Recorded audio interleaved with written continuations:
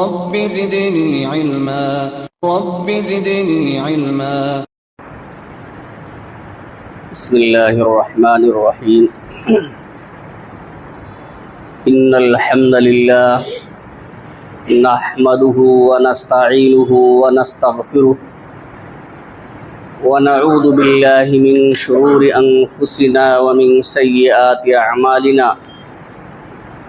من يهده الله فلا مضل له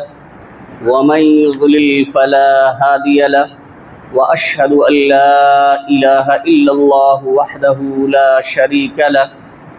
وأشهد أن محمدا عبده ورسوله. يا أيها الذين آمنوا اتقوا الله حق تقاته ولا تموتن إلا وأنتم مسلمون. يا أيها الناس اتقوا ربكم الذي خلقكم من نفس واحدة وخلق منها زوجها وبث منهما رجالا كثيرا ونساء واتقوا الله الذي تساءلون به والأرحام إن الله كان عليكم رقيبا. يا أيها الذين آمنوا اتقوا الله وقولوا قولا سديدا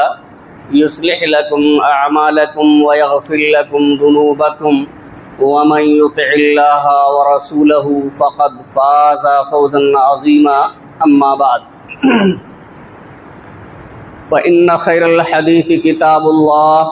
وخير الهدي هدي محمد صلى الله عليه وسلم وشر الأمور محدثاتها وكل محدثة بدعة وكل بدعة ضلالة وكل ضلالة في النار. فاعوذ بالله من الشيطان الرجيم. بسم الله الرحمن الرحيم. وَلِكُلِّ أُمَّةٍ جَعَلْنَا مَنْسَكًا لِيَذْكُرُوا اسْمَ اللَّهِ عَلَى مَا رَزَقَهُم مِّن بَهِيمَةِ الْأَنْعَامِ.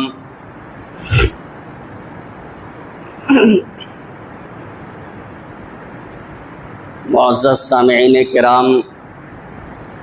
حاضرین جمعہ، امت مسلمہ کے نوجوان ساتھیوں، عزیز بچوں اور پردہ نشین میری ماں اور بہنوں،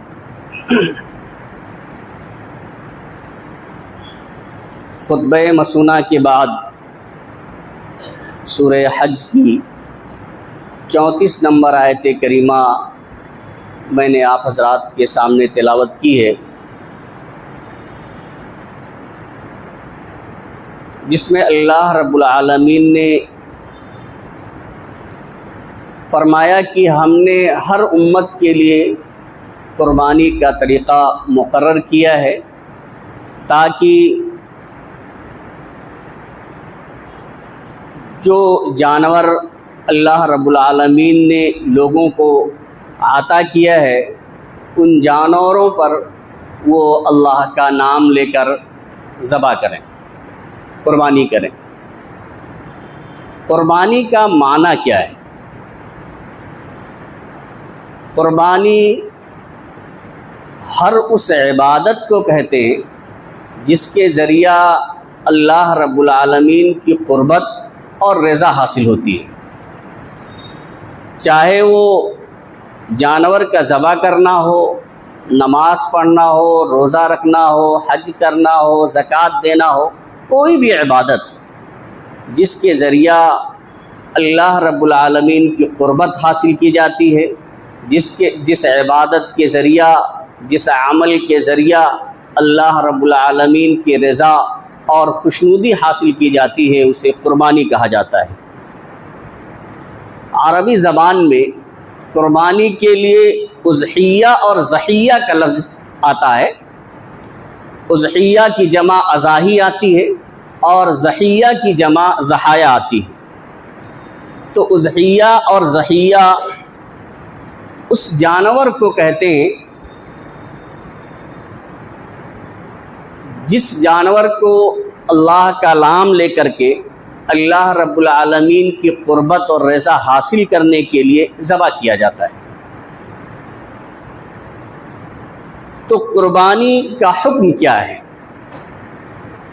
یہ قربانی جو ہر امت کے لیے اللہ رب العالمین نے رائج کیا، جو طریقہ مقرر کیا، تو یہ قربانی جو امت محمدیہ کے لیے بھی ہے، تو اس کا حکم کیا ہے؟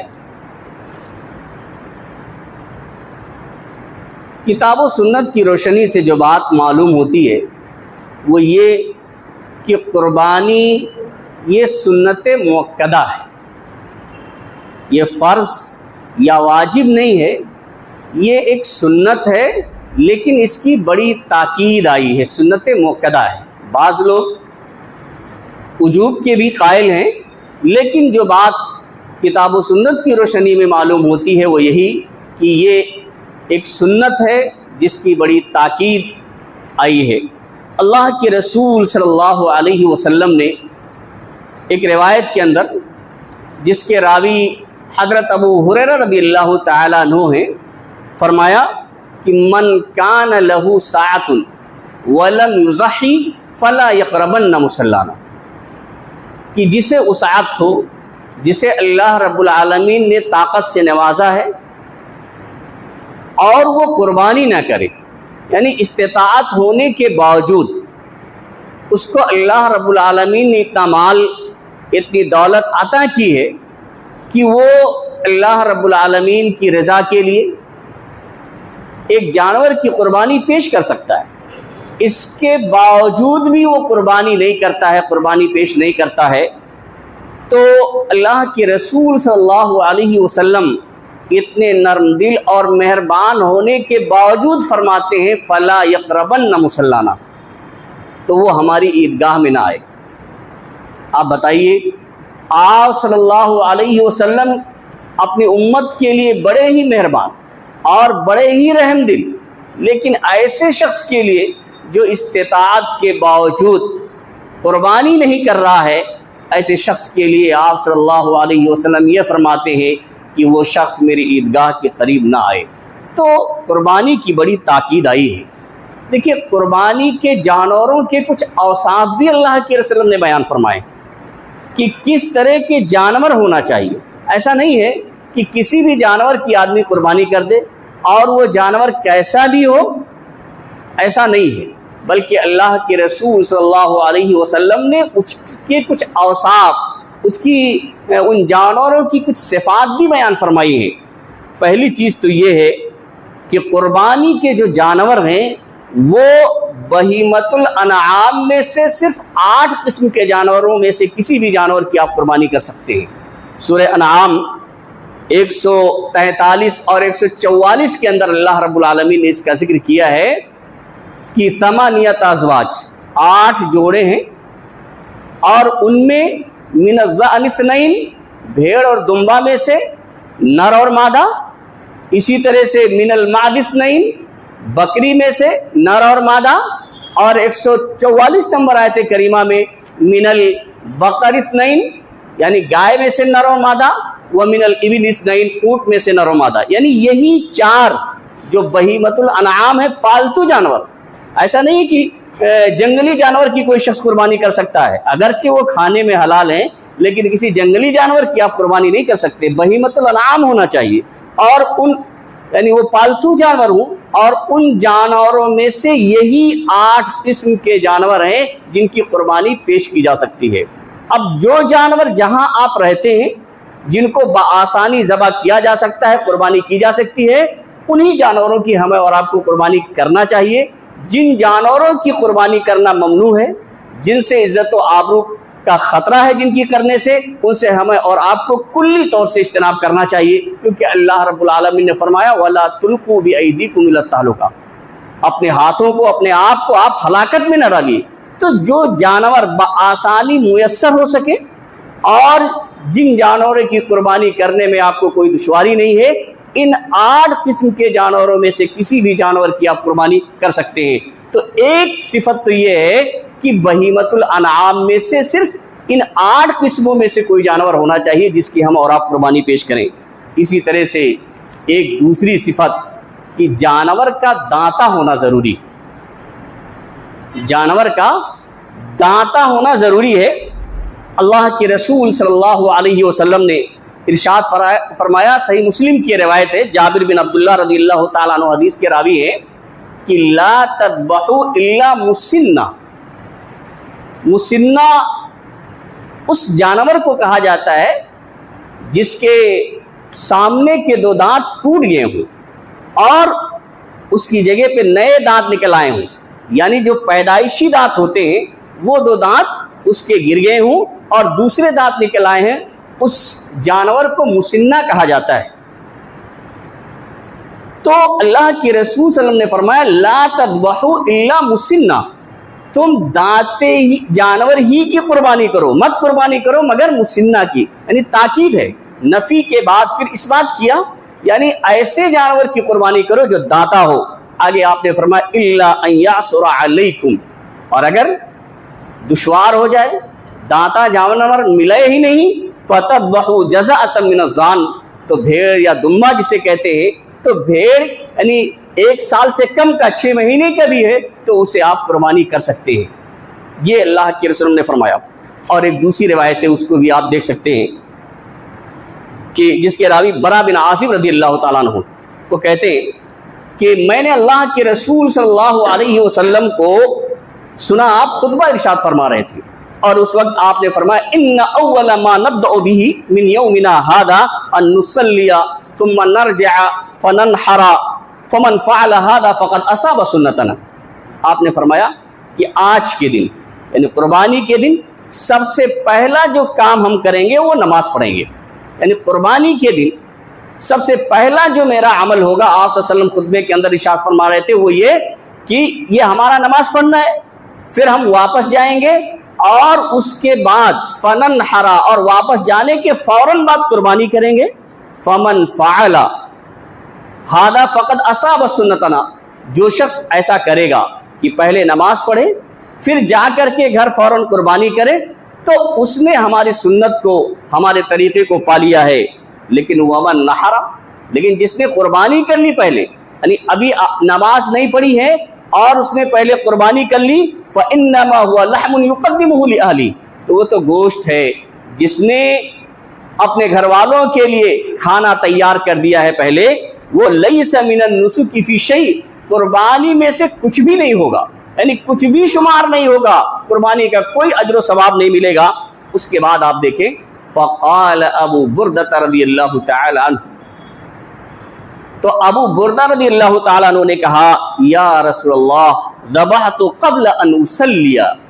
کہ میں نے تو نماز پڑھنے سے پہلے ہی اپنے جانور کی قربانی کر لی ہے. کون کہتے ہیں؟ ابو بردہ خود اپنے بارے میں. اللہ جب آپ صلی اللہ علیہ وسلم نے ایسا بیان فرما دیا کہ لیس من النسک فی شیء، کہ اس کی تو قربانی میں سے کچھ بھی، کوئی بھی عمل اس کا نہیں ہوا، کچھ بھی شمار نہیں کیا جائے گا، تو چونکہ وہ پہلے ذبح کر چکے تھے، انہوں نے کہا کہ اللہ کے رسول میں نے تو نماز پڑھنے سے پہلے ہی قربانی کر لی ہے. تو لیکن ایک بات پھر کہتے ہوئے عندی جزاۃ خیر من مسنہ، لیکن میرے پاس بکری کا 1 سال سے کم کا بچہ ہے، 6 مہینے سے اوپر کا 1 سال سے کم کا بچہ ہے، وہ مسنہ نہیں ہے لیکن خیر من مسنہ، لیکن دانتے ہوئے جانور سے زیادہ بہتر ہے، مطلب صحت مند ہے. تو آپ صلی اللہ علیہ وسلم کا کیا حکم ہے؟ یعنی پوچھا آپ سے کہ پہلے میں نے جو کیا وہ تو مسنہ تھا، لیکن اب نماز سے پہلے ہی میں نے وہ قربانی کر لی، لیکن دانتے ہوئے جانور سے وہ جزا بہتر ہے اور وہ بکری کا تھا. تو فقال، آپ صلی اللہ علیہ وسلم نے فرمایا اجعلها مکانها، ٹھیک ہے جو آپ نے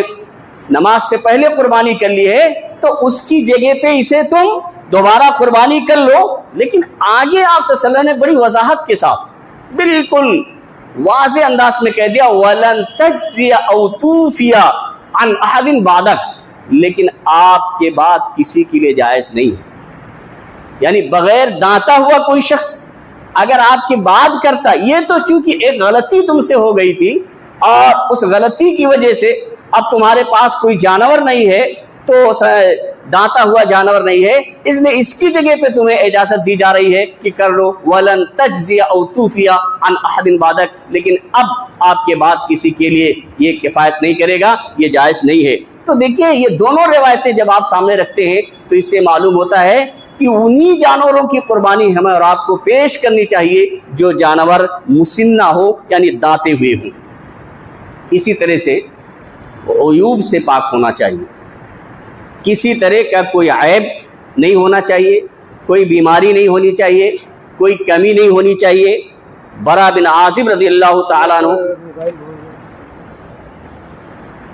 برا بن عازب رضی اللہ تعالیٰ عنہ کہتے ہیں کہ میں نے ایک راوی ہے عبید بن فیروز دیلمی، وہ برا بن عازب رضی اللہ تعالیٰ عنہ سے سوال کرتے ہیں، برا بن عازب رضی اللہ تعالیٰ عنہ سے سوال کرتے ہیں،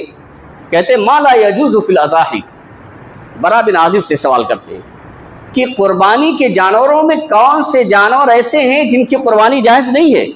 فقال، تو برا بن عازب کہتے ہیں کہ اب وہ خود نہیں فتویٰ دے رہے ہیں، اب وہ حدیث رسول سناتے ہیں، کہتے ہیں قام فینا رسول اللہ صلی اللہ علیہ وسلم واصابع اکثر من اصابعہ وانامل اکثر من اناملہ۔ ایک بات یہاں بتاؤں، اصل میں اللہ کے رسول صلی اللہ علیہ وسلم نے 4 جانوروں کی قربانی سے منع فرمایا اور آپ نے اپنی انگلیوں سے اشارہ کیا تھا اس وقت، تو برا بن عازب بھی اپنی 4 انگلیوں کو اٹھا کر کے اشارہ کر کے بتاتے ہیں کہ ان 4 قسم کے جانوروں کی قربانی جائز نہیں ہے، لیکن اس میں ادباً اور احتراماً ایک بات کہتے ہیں، اشارہ تو کرتے ہیں ہاتھوں سے، لیکن یہ کہتے ہیں کہ میری انگلیاں اور میرے انگلیوں کے پور اللہ کے رسول صلی اللہ علیہ وسلم کی انگلیوں اور ان کے آپ کے پوروں سے ہیچ ہیں، کمتر ہیں، چھوٹی ہیں۔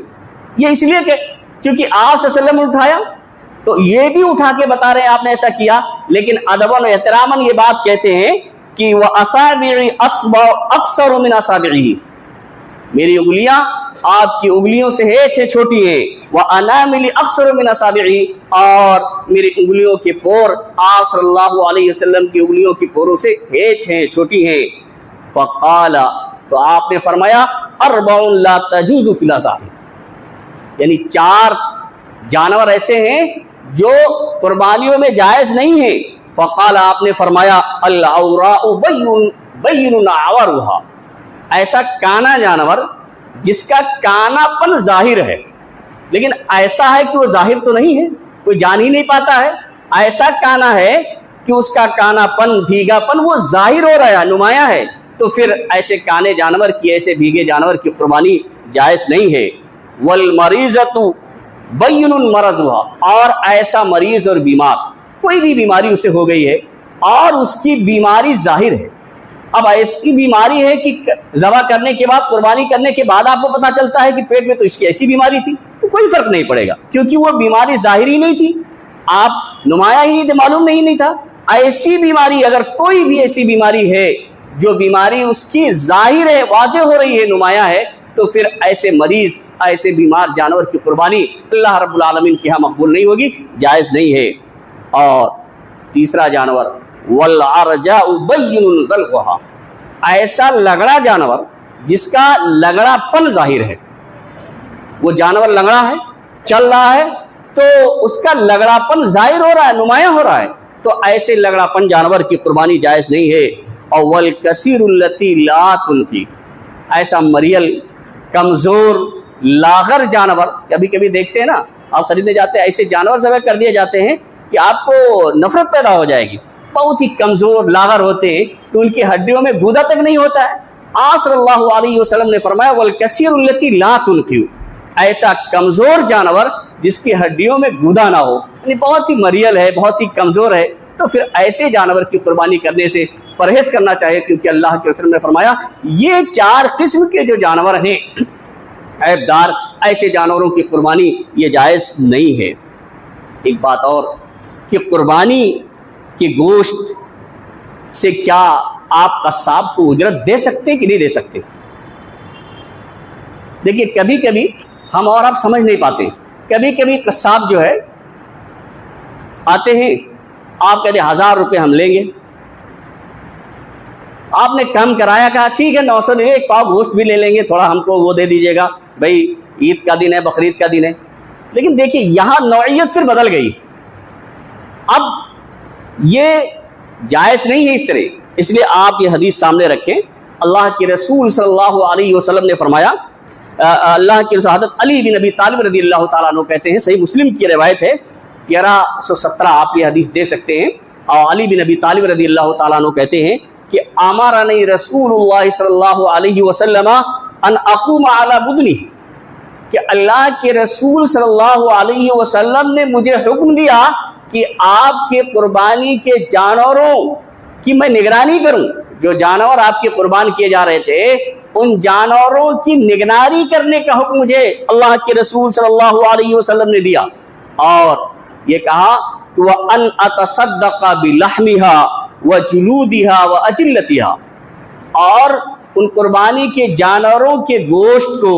چمڑوں کو, اور جو جھول ان کے اوپر باندھا جاتا ہے ان جھولوں کو سب کو میں صدقہ کر دوں, سب کو صدقہ کر دوں. وَأَلَّا أُعْطِيَ الْجَزَّارَ مِنْهَا, اور قصاب کو, کاٹنے والوں کو اس میں سے کچھ نہ دوں. یعنی بطور اجرت, جتنے پہ آپ نے, جتنی اجرت پہ آپ نے اسے رکھا ہے اتنی مکمل اجرت آپ امانت داری کے ساتھ دیتے ہیں, تو بعد میں بطور ہدیہ یا صدقہ اگر آپ اسے بھی دے دیتے ہیں تب تو خیر کوئی حرج نہیں ہونا چاہیے. لیکن اگر وہ اسی چکر میں تھوڑا سا ریٹ کم کر دیتا ہے کہ 1-2 کلو ہمیں مل جائے گا, تو یہ بہرحال یہ بات صحیح نہیں ہے, اور یہ چیز شبہ کے دائرے میں آ جائے گی, یہ جائز نہیں ہے. اللہ کے رسول نے فرمایا کہ حضرت علی کیا کہتے ہیں کہ آپ نے یہ حکم دیا کہ اللہ اعطی الجزار منہا, اس میں سے ہم اس کو کچھ بھی نہ دیں, یہاں تک کہ اس کی ایک رسی بھی نہیں دے سکتے. جب اونٹ وغیرہ کے جھول کو نہیں دے سکتے ہیں تو اگر اس کی رسی ہی اگر وہ لینا چاہے تو یہ بھی دینا جائز نہیں ہے, نہ تو چمڑے کو, نہ تو اس کی رسی اور جھول کو, اور نہ ہی اس میں سے گوشت کو بطور اجرت آپ دے سکتے ہیں. اس لیے یہ اس سے ہم اور آپ پرہیز کریں. پھر آپ صلی اللہ علیہ وسلم نے فرمایا کہ نحن نعطیہ من عندنا, ہم اسے اپنے پاس سے دیں گے, یعنی اجرت آپ الگ سے دیں گے, اجرت اس میں سے نہیں دیں گے, آپ اپنے پاس سے اجرت دیں گے. اس لیے اس میں ہمیں اور آپ کو احتیاط کرنا چاہیے کہ قربانی کے گوشت میں سے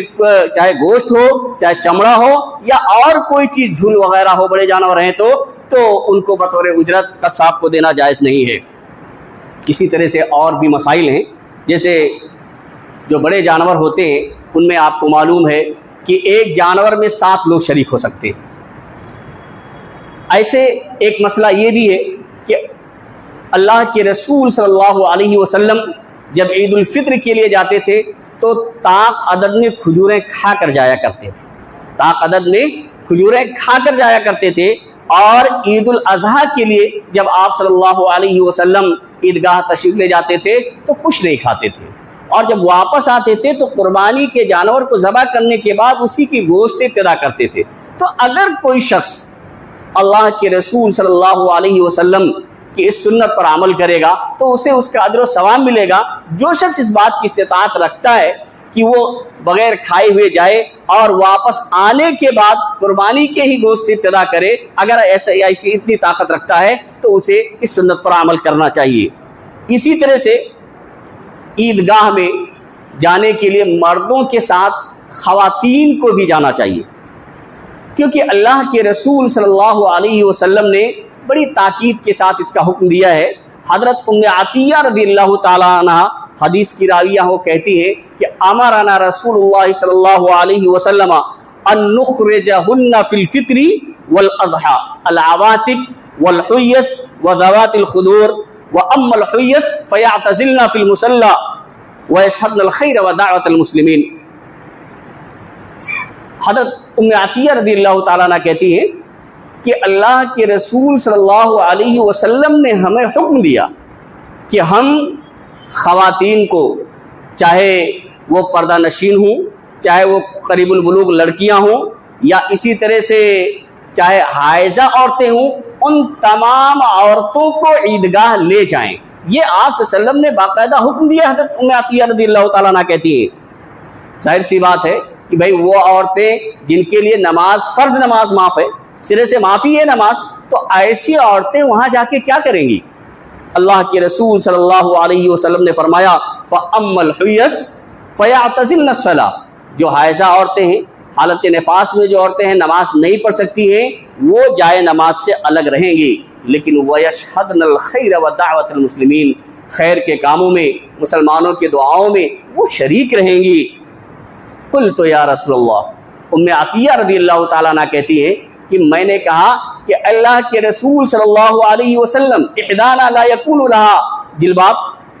ہم میں سے اگر کوئی عورت ایسی ہے جس کے پاس بڑی چادر نہیں ہے، اس کے پاس نقاب نہیں ہے، کیونکہ پردہ کرنا ضروری ہے، تو اگر اتنی بڑی چادر نہیں ہے جس کے ذریعہ وہ پردہ کر کے عیدگاہ جا سکے تو اس کے بارے میں آپ کا کیا حکم ہے؟ تو آپ صلی اللہ علیہ وسلم نے فرمایا لِتُلْبِسْهَا أُخْتُهَا مِنْ جِلْبَابِهَا، یعنی اس کی کوئی بہن اسے عاریتاً مگنی اسے دے دے اپنی چادر، اور اس کی چادر میں وہ چلی جائے نماز پڑھنے کے لیے۔ تو دیکھیے آپ یہاں غور کریں کہ جس کے پاس نقاب نہیں ہے، بڑا دوپٹہ نہیں ہے جس کے ساتھ وہ پردہ کر سکے، اس کے لیے بھی اللہ کے رسول صلی اللہ علیہ وسلم نے یہ نہیں کہا کہ ٹھیک ہے اگر نہیں ہے تو نہ جائے، بلکہ آپ صلی اللہ علیہ وسلم نے کہا کہ اس کی کوئی بہن اسے عاریتاً اور مگنی دے دے اور وہ پہن کے جائے اور پھر اس کے بعد وہ واپس کر دے۔ تو بڑی تاکید ہے، اس لیے صرف ہم اور آپ نہیں کہ ہمارے اوپر ذمہ داری ہے کہ ہم خود تیار ہوئے اور عیدگاہ پہنچ گئے نماز پڑھ کے چلے آئے، نہیں، بلکہ ہماری یہ ذمہ داری ہے خود بھی تیار ہوں اور اپنے بال بچوں کو بھی تیار کریں اور انہیں عیدگاہ پر لے جائیں تاکہ مسلمانوں کی دعاؤں میں اور خیر و برکت کے کاموں میں وہ شریک ہو سکیں۔ ایک بات اور آپ کے سامنے میں عرض کر دوں 1 منٹ کے اندر کہ قربانی کے گوشت کا مصرف کیا ہے۔ دیکھیے اللہ کے رسول صلی اللہ علیہ وسلم نے پہلے جب وسعت نہیں تھی، کشادگی نہیں تھی، تو اس وقت آپ صلی اللہ علیہ وسلم نے 3 دن سے زیادہ قربانیوں کے گوشت کو رکھنے سے کھانے سے منع فرمایا تھا۔ اللہ کے رسول صلی اللہ علیہ وسلم نے فرمایا اِنَّا كُنَّا نَهَيْنَاكُمْ عَنْ لُحُومِهَا أَن تَأْكُلُوا فَوْقَ 3 لِكَيْ تَسَعَكُمْ، یہ آپ نے فرمایا کہ ہم نے تمہیں پہلے قربانیوں کے گوشت کو 3 دن سے زیادہ کھانے پینے سے منع فرمایا تھا کہ آپ 3 دن سے زیادہ نہیں کھا سکتے ہیں، لِكَيْ تَسَعَكُمْ، تاکہ تم تمام لوگوں کو پہنچ جائے۔ ظاہر سی بات ہے آپ نے بڑا سا بکرا قربان کیا ہے تو اب 3 دن سے زیادہ نہیں کھا سکتے تو کریں گے کیا؟ اس لیے تو ظاہر سی بات ہے وہ غریبوں میں دے دیں گے، اس لیے آپ سے نے منع فرمایا لِكَيْ تَسَعَكُمْ، تاکہ تم تمام لوگوں کو پہنچ جائے۔ لیکن آگے آپ نے فرمایا فَقَدْ جَاءَ اللَّهُ بِالسَّعَةِ، لیکن اب کشادگی آ گئی ہے، اب تمام لوگ قریب قریب کر ہی لیتے ہیں، کشادگی آ گئی ہے، تو وَادَّخِرُوا، تو آپ جمع بھی کرو، وَاتَّجِرُوا، اور صدقہ کر کے اجر و ثواب بھی کماؤ۔ یعنی اگر اس حدیث سے معلوم ہوتا ہے کہ اگر ایسے لوگ موجود ہیں جن کے پاس قربانی نہیں ہے تو ہم ان تک ضرور پہنچائیں، اگر ان تک نہیں پہنچاتے ہیں اور مستحقین موجود ہیں اس کے باوجود بھی ہم 3 دن سے زیادہ کھاتے ہیں اور اس کو اسٹور کر کے رکھتے ہیں مہینوں تک، تو یہ ہمارے لیے جائز نہیں ہو سکتا ہے۔ لیکن اگر ایسے لوگ نہیں ہیں یا ہم نے لوگوں تک پہنچا دیا تھا جو جانکاری میں جتنے لوگ تھے، تو پھر آپ کے لیے جائز ہے، چاہے جتنے دنوں تک آپ اسے ذخیرہ کریں کھائیں، کوئی حرج کی بات نہیں ہے۔ اور اس میں اللہ رب العالمین نے فرمایا ہے فَكُلُوا مِنْهَا وَأَطْعِمُوا الْبَائِسَ الْفَقِيرَ، کہ اس میں سے خود بھی کھاؤ اور محتاج فقیروں کو بھی کھاؤ۔ اور سورہ حج ہی کی آیت نمبر 36 کے اندر اللہ رب العالمین نے فرمایا فَكُلُوا مِنْهَا وَأَطْعِمُوا الْقَانِعَ وَالْمُعْتَرَّ، کہ خود اس کا گوشت کھاؤ اور ایسے لوگ جو مانگتے نہیں ہیں، جو سوال نہیں کرتے ہیں، آپ سے مانگ نہیں سکتے لیکن ان کو بھی ضرورت ہے، ایسے لوگوں کو بھی کھلاؤ، والمعترہ، اور ایسے لوگوں کو بھی دو جو مانگ لیتے ہیں۔ دیکھیے کچھ لوگ ایسے بھی ہوتے ہیں جو مانگ لیتے ہیں، کہہ لیتے ہیں، آ جاتے ہیں آپ کے دروازے پہ، تو ایسے لوگوں کو بھی دیجیے۔ اور جو لوگ نہیں آتے ہیں، تکلف کرتے ہیں، شرم اور عار محسوس کرتے ہیں، ہر کوئی نہیں مانگ سکتا، تو ایسے لوگوں کو بھی دیجیے۔ اس سورہ حج کی آیت نمبر